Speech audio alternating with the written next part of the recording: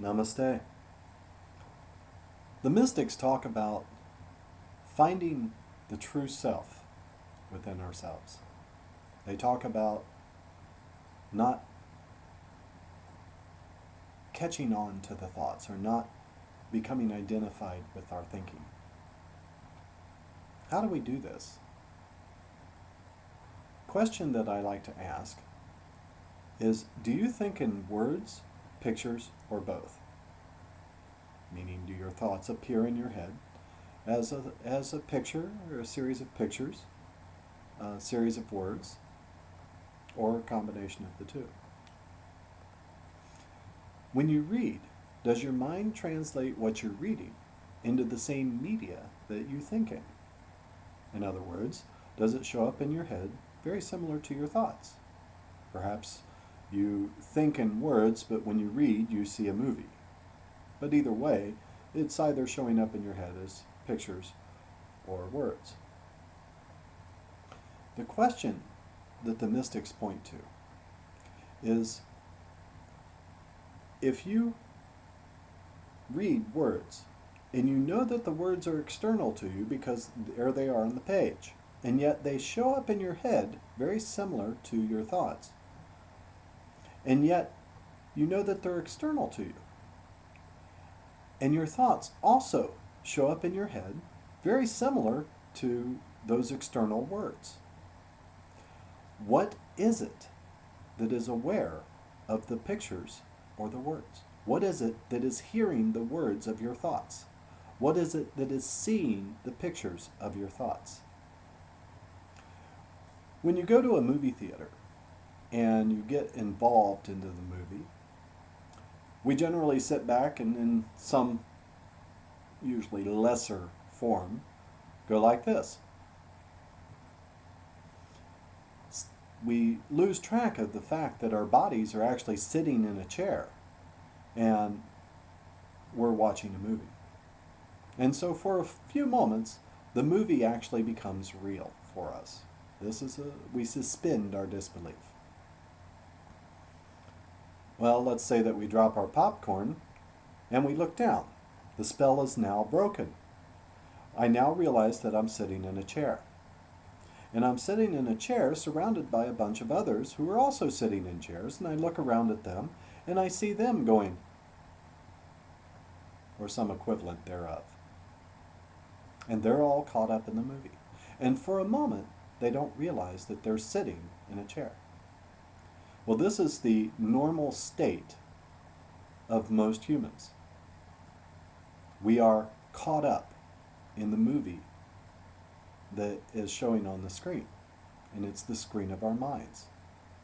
Because when you look at your thoughts, look at the pictures of your thoughts, there is a screen behind which the pictures, or the screen upon which the pictures are being shown.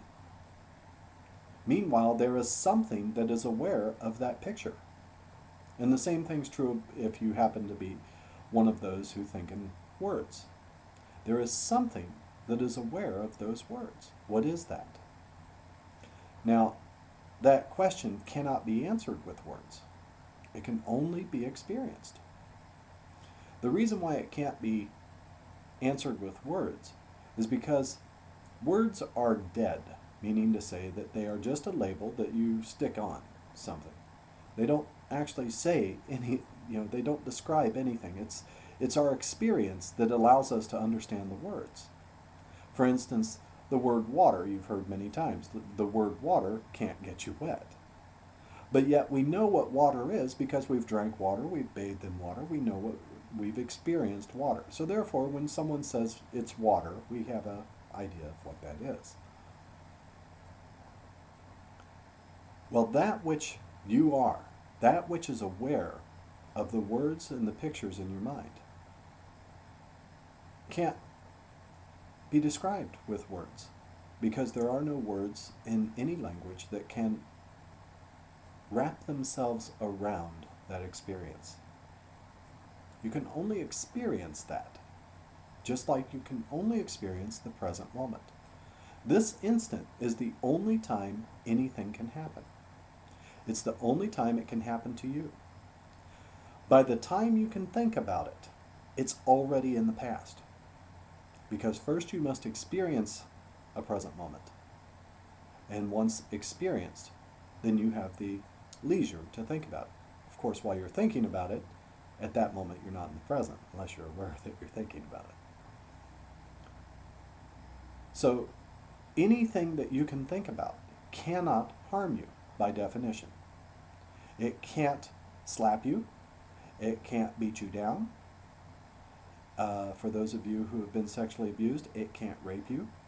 The past cannot rape you. By the time you can think about it, it is already over. Doesn't matter what it is. Think about that. That's a very important point. If you can get that, then you can live a life without problems. Yes, things will happen.